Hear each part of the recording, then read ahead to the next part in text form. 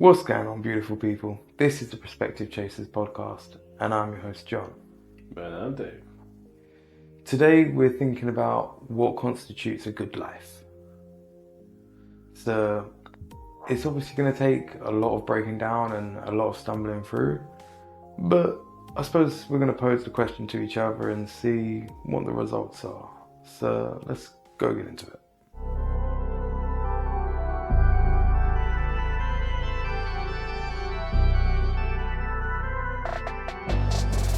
So I guess we'll start out with you, big man. What is your idea of a good life? What would constitute a good life for you?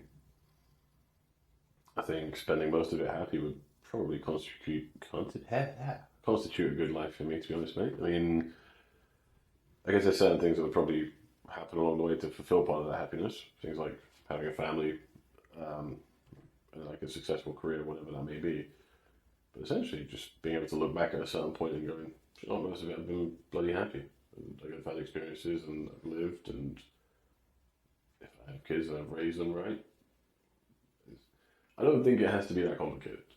For me personally, anyways. Like, it doesn't need to be fancy items and things like that. It doesn't need to be expensive things. It's something as simple as like my own little bit of land that's mine.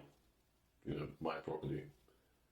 And I can just enjoy. That sounds like good living to me. So you would never... It's like the beach lifestyle wouldn't appeal to you, or like a penthouse apartment, or... Penthouse apartment, absolutely not. The idea of living 50 floors up, I don't get, personally. I mean, to me it'd be interesting to have the views, but again, it would be like a short-term experience opposed to like... Yeah, you just go pay to go up top of a skyscraper. Mm. Like, you know what I mean? Like, I don't know, man. See life, maybe, if I was to get a touch extravagant, I guess, you could have like a kind of more seaside-based residence and then another one.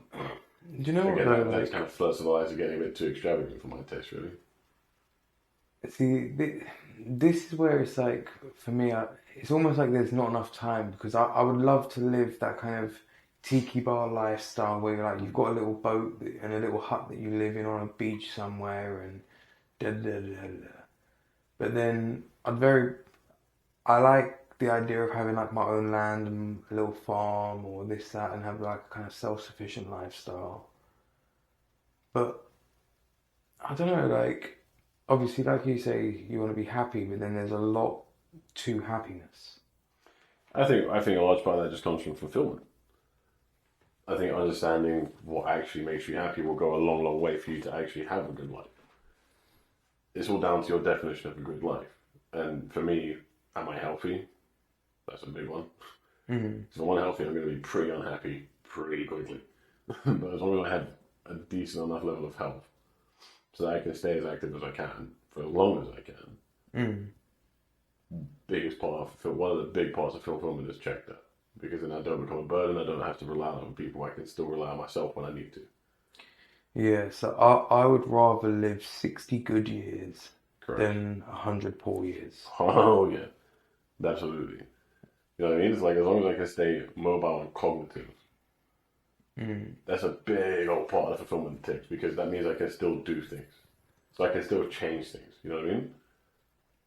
And it's just, then what else goes into the fulfillment? It's like, well, a place to live, a place that I can call mine. I think a lot of people like to be able to kind of say, this is my place, and then no one can take it from me, like, I own it. Again, like, that's a really simplistic way, but if I was to get a little bit more layered, maybe even just like my own custom build would be pretty awesome. Because then, like, not only is it mine, like, I helped build this, I helped design it. But even then, when you say like custom build, a lot of people will go, oh, that's like super tech. It doesn't need to be super fancy. It could be like the most basic kind of like ranch style house. But you know what? I put my work into building it. I think that when you say fulfillment, like, imagine how satisfying that would be. Is that you're part of a team that actually built your own place. Like, you know what I mean? I think you just touched on something that I was kind of pondering over in that moment myself, of like that sense of team. Would it be the fact of like, don't get me wrong, there is that great sense of accomplishment when it's like, cool, I've built something. But then when you can say we've built something, you've got that added sense of kind of community and everything else. It adds that layer of value to a sense. And then when you're talking about like what constitutes a good life, I think that sense of community that kind of plays in there. Like I don't think anybody would picture a good life being looking over their shoulder all the time and not knowing who to trust. No, that's the things that I've said so far that have in common, right? They're things that I own. So there's nothing owed. So there's not that sense of having to look for the wolf at the door, right? You've got it sorted. The other part of fulfillment is what you just touched on, which is the social side of things. So actually being able to have a solid network, like you're solid in a circle of your good friends or good family, if you're blessed enough for that. You know what I mean? Because then you have people to actually share things with in your life. Because I think one of the biggest things about living a good life is this things shared. And it's the memories made that mean more than actually what you own at the end of it, I think, is the mindset that I kind of have on things. You could get to 75, 80 and say, hey man, I had a great life. Because you own your own house, you own a nice car, in a nice location, but have no one around you. And have literally got no more for most of your life. Or you could get to that age, own the same property, the same car, but not care about it at all because actually when you look around, you've had a life that has been completely shared with memories with people that were beautiful and amazing. And that's going to mean a lot more to you at that point, I think, than anything else. There's a saying, I'm probably going to butcher it, but a man dies two deaths, one of the body and one of his legacy. Yeah, so but you physically die and the last time someone ever says your name. Yeah. So, like, having that sense of kind of community and everything else, I think that kind of plays into that sense of fulfillment. When you feel that you've touched upon other people's lives, you feel like you're going to go on beyond yourself. I think that's why it's so fulfilling when people have kids and things like that, because you've gone beyond yourself. You now find something that you value beyond yourself in most circumstances. Like, it's a very easy way to kind of step outside yourself and feel fulfilled as if you brought value to the world. You've helped the human population perpetuate and you've helped things go on and you're teaching this little person and you're hopefully raising them to be a decent member of society that is going to then contribute to the world more, and all of these things kind of domino out. Like, I think it all kind of cascades where it's like the more areas where you can have good interactions or good relationships, whether it be in the sense of your community or whether it be in the sense of your own environment, like you own your property and everything else, the more kind of boxes you can check in that sense, the more well-rounded you'll feel at the end of life looking back, opposed to going, oh, I wish I'd done this, that, or everything else. Like, yeah, I heavily ticked, say, the finances box and I'm popping my clogs a millionaire, but I've got nobody to leave it to, or I didn't actually enjoy my money. I just spent ages working for it and now I've lost my health and now my money can't buy my health. So I've got to say goodbye to both. Like, there's so many instances where people can look at one box opposed to all of the boxes. Do you know what I mean? Like, it's, I'd rather have a little bit of each box than all of one box. True. I think the other thing you think about, right, is what kind of questions, if you're lucky enough to get, late 70s, 80s, whatever, right? And obviously at that point you're going to do a lot more looking back than you are looking forward. But I kind of think, what kind of questions would you ask yourself? Because one just pops into my head now, which is, have I given more to the world or have I taken more from it? Because right now I know the answer. I've taken more than I've given, right? I think most people but that would be their answer. But when you get to everyone. Yeah, but when you get to that point, you've actually you may have had a chance to give more back. Like, say you actually end up running like successful businesses, right? Whatever, right? So you actually become quite well. Then you have a massive chance to give back. Did you? Do you know what I mean? It's like those kind of things. And the questions, like the philosophical part of me starts to go, ooh. Like, now that would Would you define a good life by that question? Because you said actually no, you haven't lived very well if you've taken more than you've given. Does Well, it that automatically make that someone's kind quality of of life that better? Because actually, yeah, you know what? In the course of my career and stuff, I gave 1,000 people a chance to do an apprenticeship, and I donated X amount to charities or whatever. Does that necessarily mean their quality of living was better than yours? They done it better. There's not a right or wrong answer to it, right? see. So this I love this question because it kind of gets into almost like the Egyptian kind of weighing of the heart ceremony, Correct. or almost like alchemic rules of like transference and that. So like you can only get out what you put into something, or something has a certain amount of potential, Mm-hmm. and you can't exceed that potential, and that energy has to go somewhere or whatever else. So if you've consumed more energy than your life has put out, has it been a good life or a bad life? Well, I suppose it depends what you've taken, really. So like the film, is it? I don't want to butcher the name of the film. Is it The Green Mile? Or no? There is a film called The Green Mile. Yeah, I know. It's the prison film with the. I'm terrible with actors' names. Shawshank Redemption. Nah. I mean, I can't help you with films, man. I'm not even going to you know this. I feel Um, like you're just preying on a weakness of mine, just to prove a point. it's a very vivid scene where basically Matey freaking grabs up a prison guard and takes away his illness and everything else. Hmm. And it's a proper big guy that people kind of, everyone's scared of him and everything else. But he takes away the guy's pain. But it's like, in that sense, if you're taking, but you're taking the negative from the world or whatever else. So look at all of the people that take one person's rubbish and turn it into artwork or this, that, or whatever else. Like, okay, cool, they might be taken from the world, but then they've turned somebody's rubbish into something somebody else is going to value, a souvenir or this, that, or whatever else. The value in that, is that more significant than the value that's lost by somebody discarding the can in the first place that didn't see that value? Yeah, at face value, you would say yes. Because you've saved a resource being completely wasted. So something has been taken from the earth to make that. But that thing is still in existence because you transformed it into something that can keep going. But then, if one person's got the know-how and the other hasn't, so again, it's kind of comes down to like how you choose to spend your life. Well, yeah, because you could argue that okay, the person doesn't have the know-how, so fair. But you could also argue that in our current day and age, that's not a good enough excuse because you could probably go and learn how to do it. 100%. You see what I'm saying? Like it's a weird one because such a philosophical question, but it almost feels religious in a way, right?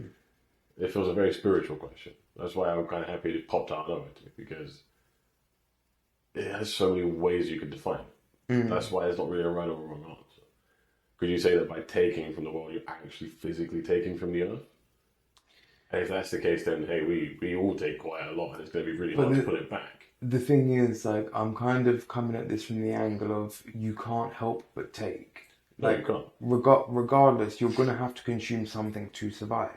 And inevitably, the world is going to consume you. Yeah, but it also could mean in the sense of like the transference of things from people, right? Do you naturally take more from people? As in, like, are you the one who always gets advice but never helps anyone else? You see what I'm saying? Other way around. Obviously not, but you get where I'm coming from, right? Like, are you more of a user than a giver? Do you have the right balance? Like, that kind of thing as well. But, and again, that obviously ties back to like ticking those boxes and that. Like, do you have, like, are you over focusing on one box or the other? Are you overly feeding the social box and not the personal box or the career box or whatever else? But there's so much value in just taking the time to just question your own value in the world and kind of what you value and what value you think you bring to the world. Because again, it all kind of plays into, is it a good life? Again, like, if you are somebody that believes that eating meat is wrong or whatever else than that, Well, when you consume that type of food, that's a negative action and da da da. Whether that be right or wrong, that's their belief. And it's going to domino through their behaviors. Yeah. If you're somebody that is vegetarian or pescatarian or whatever else, that's going to domino through their beliefs. And but all of these things have dominoes, but it's all derived from people's way of thinking and what they think is a good life. Like all the people that don't eat certain things, or they'll follow certain traditions or whatever else because they think that's what's going to constitute a good life. These, I suppose, I want to be careful what I say, but because I don't want to discredit anybody, but I suppose they're all very much learned behaviors. Yeah. Opposed to self-taught behaviors or self-experience, where it's like, I follow this because I found it's best for me, for my body, or for this, that, or whatever else. And some people do that, and some people have done that. They, whether it be religion, some people have gone back and questioned their own faith and why they follow it, and this, that, and they come to the same answers. Fair enough. At least you took upon yourself to make those questions. Like, how many of us have had a plate of food put in front of us as a child that we didn't want to eat? But your parents go to you, well, that's dinner. Well, when you're an adult, you can choose what's in front of you. Now, if it weren't for your parent putting all of those random meals in front of you, you wouldn't know what you do or don't like. So there is value to be gained from even bad situations. Do you know what I mean? Like, True. So when you then look at somebody's life and say, okay, well, this person lived a bad life. Well, if that person's bad life deterred somebody else or 10 more people from living a bad life, does that constitute a good life? Because that in itself is a mad concept. True. Like, how many, like, psychopaths or, again, I want to be careful, but like serial killers would it take for their story to perpetuate out to deter people from doing that? How many people are used as basically, what's the word? Like, how many people are used to be made an example of or whatever else? How many people through history have had their head put on a spike as a warning to other people? True. There's so many things where a bad thing can be used in a good way or a good thing can be used in a bad way. True. Like, when the internet came around, so many things were made better. But how many people got scammed? All of these things through life. How many doctors are out there saving lives? And then how many doctors are out there committing malpractice or whatever else? Like, no matter which aspect of life you look at, there's always going to be good and bad. And I think, again, it gets very philosophical, and I suppose it ties into the yin and yang there. Whereas if you take the spot of black from the white, if you take the spot of white from the black disappears altogether. You need the little bit of the other. So you need a little bit of bad experience in your life to live a good life. And you need a bit of a good experience in your life to live a bad life. Like, they go hand in hand, unfortunately. And whether we go around this life time and time again, or whether we have one go round, the more time you spend kind of thinking about your impact on the world and what's going to constitute a good life at the end of it for you, the more control you're going to have over it, I guess. I think that's the biggest thing of, like, we think of ourselves as conscious beings, but we spend very little time consciously thinking about our lives these days. We more just kind of exist. Very, very true. I think the modern day kind of encourages you to be distracted from actually just thinking about life itself and what it actually is and where it goes and how it goes. We're normally very focused on, like, the next goal. As well, like, sometimes life is hard to think about. Gotcha. Like, sometimes you don't want to face your problems and that, but really and truly, they are the problems that you've got to face. Like, normally, it's the elephant in the room that's causing the stink. So you got to get it out and you got to sort it. Sorry, bro. There is just that thing where, like, only you can define what is going to be a good life for yourself. But you're going to have to learn all of the varying aspects of life. You're going to have to know that you can live a very high-tech life and Now you can live in virtual reality, work in virtual reality, do this, that, and everything else. Or you could go to a monastery and you could take up a faith, or you could go and be Amish, or you could go for a tour around the world. You could walk around a country or continent, right? The options for life are endless, and the experiences you could learn through life are endless. True. But if you're not conscious about it, it's just going to pass you by. Very, very true. Right, should we wrap this bad boy up? Yeah, boy. Alright, the seed for this episode is going to be ask yourself what makes a happy life for you. What would have you on your deathbed thinking, that was time well spent? Because there's a few things that pop to mind for me instantly, and I know I'm going to make more of a point of doing more of them. But there's also some things that I've probably neglected and probably need to start doing a lot more of. Because I don't want to be that person that gets to the end of my life and says, I wish I'd done this, or I wish I had time to do that. I want to be the person that dies with a smile on my face thinking, I'm glad I'd done that. So ask yourself, where can you do that?